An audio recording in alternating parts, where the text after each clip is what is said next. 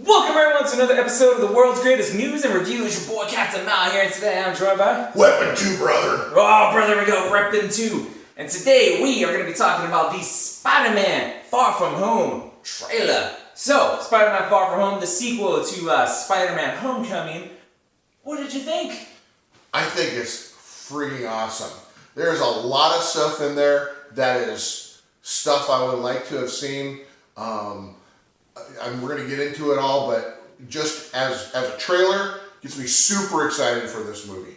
Super excited. So yeah, a lot of cool stuff. I think we're both in agreement that Tom Holland is the perfect Spider-Man. We're in love with this kid. Yeah. We love the tone. We love everything. So trailer starts off with him going on a school trip to Europe. And I love this little thing that I never noticed that Weapon 2 pointed out. He's going to get his passport, and Weapon 2 is just like, hey, rewind it. Stop on his passport. Rewind it, pause on his passport. It has all the information, and it says issue date August 10th. Yeah. Okay? Now, I just wanted to look at it. I didn't know. I just wanted to look at it and see what was there. And then all I really knew was I thought that Amazing Fantasy 15 came out in August. And I wasn't sure about the 10th, but it seemed like that would have been a good birthday. So Amazing Fantasy number 15? I think it was 15. Yeah. Okay, that is your first appearance to Spider-Man, so I fucking Googled the shit, and yeah, first appearance to Spider-Man, Amazing Fantasy 15, August 10th. So fucking Easter egg that is deep cuts hardcore people would even think to notice. I didn't notice it. It just seemed like the perfect birthday. Well played, sir. That was pretty impressive.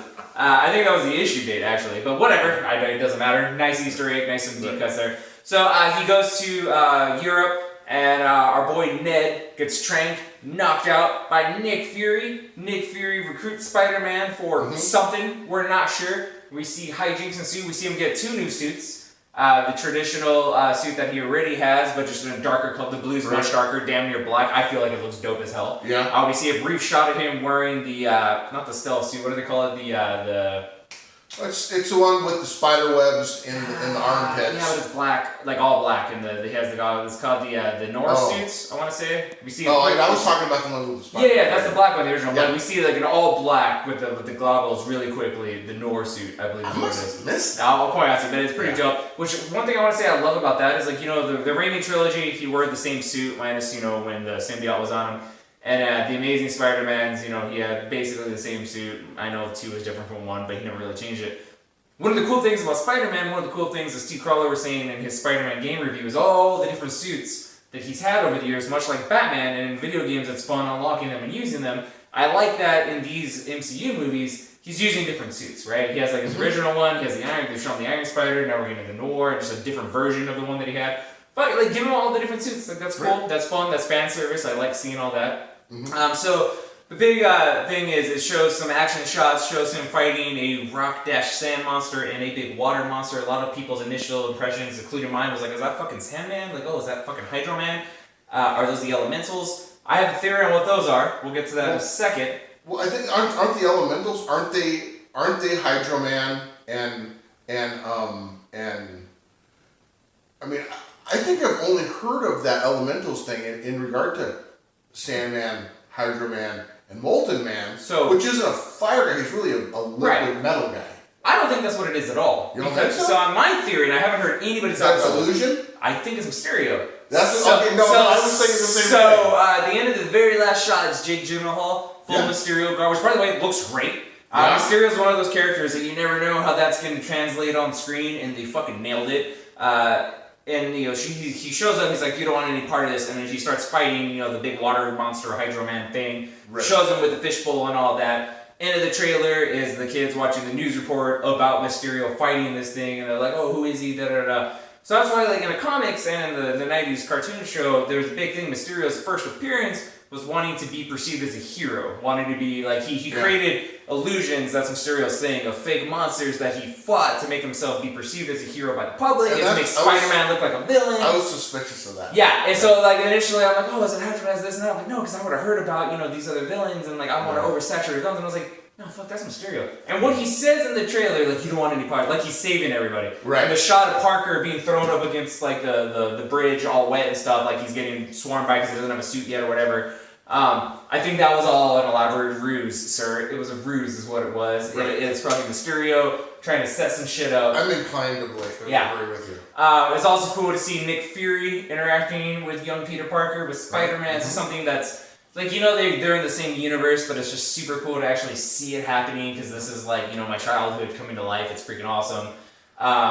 I love the line at the end when freaking Flash Thompson is like, oh, I forget. And they're like, why do you love Spider-Man? He's like, oh, he's great. Like, he looks out for the city. He has a great suit, da-da-da. And then Peter walks in. He's like, what's up, dickwad?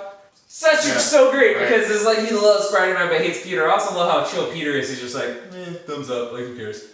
Like, it's so cool. So what did you love about the trailer? What did you like? What are the things you're thinking? I'll tell you, I'm going to be completely honest with you. I was never a super fan of Mysterio in the comic books. And the reason is, I think he looks cool.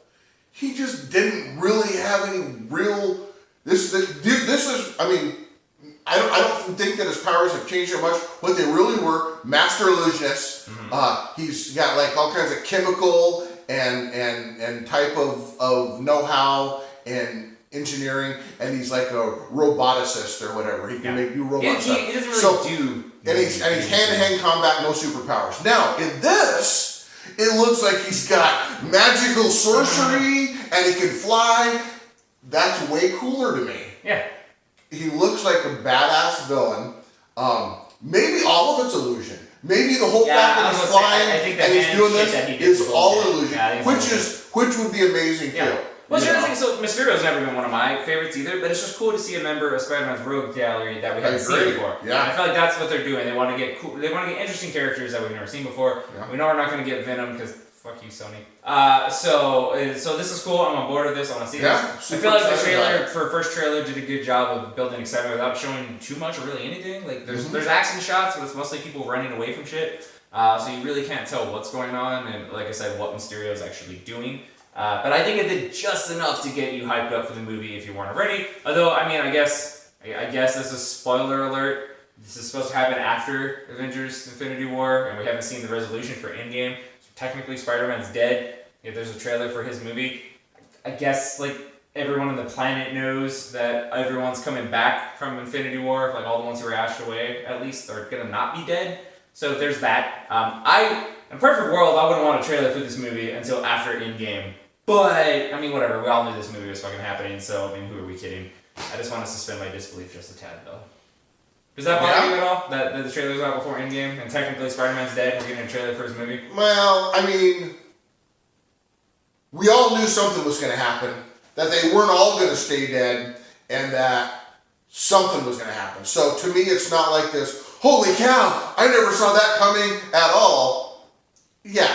They weren't getting rid of Spider-Man. No, he's their newest star. Yeah. And we all knew the movie was under production, but still, it's just like, fuck it, who cares? Well, I don't know.